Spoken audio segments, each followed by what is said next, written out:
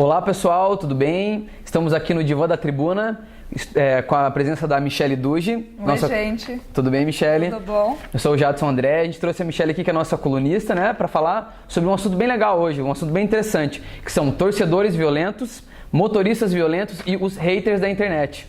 Beleza? Michele, para começar eu queria perguntar para você assim, o que esses três grupos de pessoas, os torcedores, os motoristas e os haters, o que eles têm em comum assim? É esse lance do extravasar o ódio, do se sentir protegido atrás de uma multidão, de um computador ou de um carro? O que essas pessoas têm em comum, que esses comportamentos, né, que as pessoas assumem têm em comum assim, Michele, por favor? Então é legal o que você está trazendo, tem um pouco essa questão de se esconder ou extravasar, essa questão de grupo, né? Então, na internet as pessoas elas ficam um pouco no anonimato, então às vezes elas vão colocar as pessoas, por exemplo, vamos falar dos haters primeiro. Os haters, eles têm, o que as pesquisas indicam? Que eles são frustrados, se sentem frustrados, impotentes, e muitas vezes eles não têm muita empatia pelos outros, eles têm dificuldade de se colocar no lugar do outro. Então, o que eles querem é ofender o outro. Existe a diferença de críticas construtivas e críticas destrutivas. A construtiva tem o objetivo de falar alguma coisa para o outro refletir, levar o outro a amadurecer, a reavaliar sobre os seus comportamentos. Já as críticas destrutivas, elas têm o objetivo só de ofender, de destruir, de machucar. E os haters, eles gostam disso. O objetivo deles justamente é fazer isso contra as pessoas, né? Não é fazer aquela crítica assim, com o objetivo de apontar o erro, mas com o objetivo de que a pessoa cresça, com que a pessoa tome uma atitude, tome um novo caminho. O objetivo mesmo é destruir, é danificar mesmo, né? Eles não têm objetivo de informar, eles não querem discutir, eles não querem argumentar, eles querem destruir. O hater eu entraria um pouquinho diferente dos motoristas e dos torcedores, né? O que eles têm de diferente, assim, então? Eu sei que a gente falou, o que eles têm em comum é esse lance da raiva, a vontade de extravasar mesmo, né? Mas o que dá pra gente diferenciar, assim, então? Um hater, um torcedor, o que eles têm de... Então, vamos dizer, um motorista, tanto o motorista quanto a pessoa, o torcedor, ele não vai ser muito diferente, provavelmente, do que ele é na vida dele. Então, a forma que ele age no dia a dia dele, se ele for um homem violento na família, no trabalho dele, com os amigos dele, ele tende a ser violento também no estádio de futebol ou como motorista. Certo. Mas às vezes aquela pessoa que ela tem dificuldade de colocar para fora as suas frustrações, as suas emoções para a família, dizer que não está gostando de alguma coisa que a esposa está fazendo, ou que o filho está fazendo, ou no trabalho, às vezes ela pode se utilizar como um recurso, tanto na direção quanto no estádio de futebol, essa forma de extravasar que você estava falando, canalizar toda aquela raiva que ela tem, ou aquela frustração que ela tem naquele momento. Então ele pode acabar fazendo isso, tanto o motorista quanto no estádio de futebol. Existe também uma diferença aí, o motorista, a gente tem que entender também que o motorista ele está muitas vezes no trânsito, ali é uma disputa de espaço, né? E ali no estádio de futebol, às vezes também tem a questão de ver o outro torcedor como um inimigo, né? Seu adversário, né? O seu adversário é bacana, um adversário que você trate com respeito, que você brinque, mas a partir do momento que você vê como um inimigo, que vê como se estivesse numa guerra, aí é um problema. Então, o que a gente também tem que ver é que a violência que tem na nossa sociedade, ela também vai entrar na violência na internet. Essa mesma violência que a gente vê tanto no Brasil vai acontecer na internet, muitas vezes no ambiente do trânsito e no estádio de futebol. Então, são pontos mais frágeis, assim, onde essa vontade, essa violência, ela acaba tendo uma vazão, assim, digamos, né? Isso. A pessoa acaba encontrando um meio ali de ela colocar para fora aquilo e nem sempre dá no lugar certo, digamos, né? É de uma maneira meio... E você acha que tem esse lance da proteção, assim, Michele? Eu não sei, eu sinto muito isso. As pessoas dentro desse lance do torcedor e do motorista, ele se sentir protegido para poder atacar outra pessoa, ou sei lá, porque se você encontra uma pessoa que é maior que você, esbarra nela e tal, muitas vezes você vai ficar ali, né, na segunda, não vou fazer nada contra essa pessoa porque ela vai poder me machucar, fazer alguma coisa, enfim. Mas quando você está protegido ali no meio de um grupo ou dentro de um carro ali, você acha que é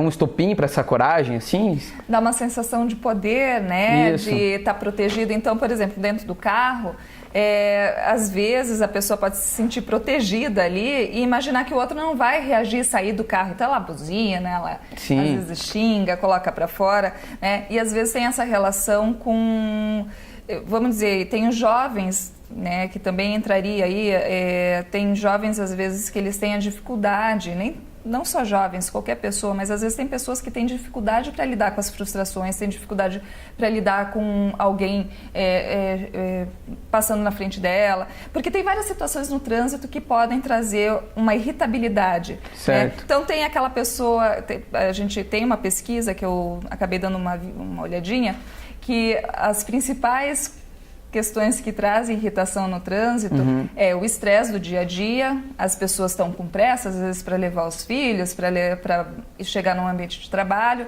Problemas para resolver, Problemas para resolver, tem aquele cara que fura a fila de todo mundo, né? O famoso jeitinho brasileiro para tirar vantagem. Sim, o malandrinho. O malandrinho. Então, essas situações podem também trazer a raiva da pessoa. Então, às vezes, não necessariamente que a pessoa seja uma pessoa violenta fora do trânsito, mas toda aquela situação, toda aquela pressão, toda aquela tensão faz, às vezes, ela ficar mais violenta. E no estádio de futebol tem muitas vezes tensão, né? A emoção é a flor da pele ali, né? E às vezes tem situações que acaba acontecendo uma confusão, o juiz brigando, daí às vezes acha que tá roubando pro time, então a pessoa fica brava, né? E aí às vezes também todo mundo gritando, né, ali, então aquele caldeirão, aquele clima que contagia, né? Então isso também pode acabar influenciando.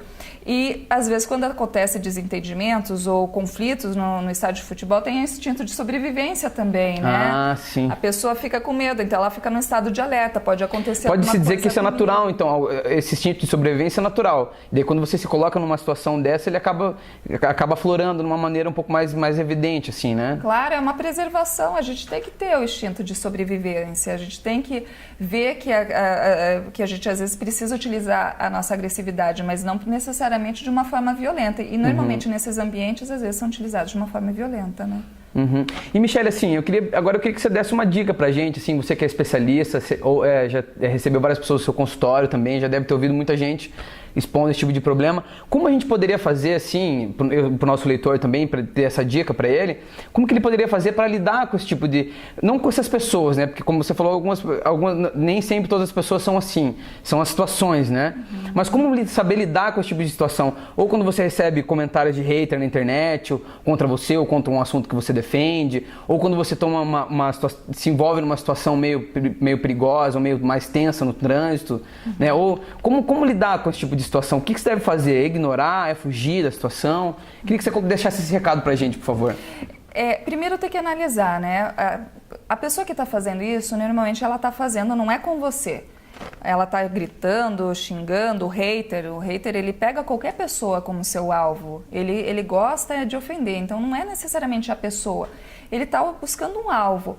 Ali no estádio de futebol a gente sabe que tem torcedores também que buscam um alvo para colocar sua violência. No trânsito também, então primeiro saber que não é teu. Não é pessoal, digamos assim. Não é com você. O problema não é com você, o problema é com o outro. Então, começar a entender que é uma vulnerabilidade do outro. O outro que está vulnerável, o outro que está com essa dificuldade de lidar, para que você vai pegar isso para você? Tentar separar que isso não é teu. Respirar fundo, né? Contar até 10. Pode parecer besteira, mas isso faz parte, isso ajuda sim. E, de preferência, se você estiver numa situação de risco, seja no estádio, seja em qualquer situação, realmente se afastar, porque aquela pessoa ela não está ali para conversar com você, ela está ali para te agredir. Ela está pela briga mesmo. Está ali pela briga, ela está querendo a briga. Então, para você evitar sair, ignorar, fugir, não fugir no sentido de se acovardar, mas sim sair da situação que nada tem a ver com você. Os haters, a gente tem que saber que tem crime de internet. Se vem com uma ação muito criminosa, o ideal é dar um print, salvar isso e se quiser entrar com processo criminal, pode entrar lá, né? De uma maneira civilizada ali, né? Então... Até porque a gente estava conversando ali, só pra gente fechar rapidinho, Michele, esse lance de você não ignorar mesmo, não alimentar o troll, não alimentar o hater, né? A dica seria bem essa mesmo, né? E se te atingir, você entendeu. Por que será que eu tô pegando isso pra mim? O que tem meu nisso tudo? Quando a pessoa ela se afeta com um comentário do outro, muitas vezes ela tem uma questão emocional, ou insegurança, autoestima baixa, alguma questão dela que ela também tem que refletir. Beleza, ó, viu? Então fica o recado pra vocês aí, pessoal. E até semana que vem de novo no nosso Divã da Tribuna. Beleza?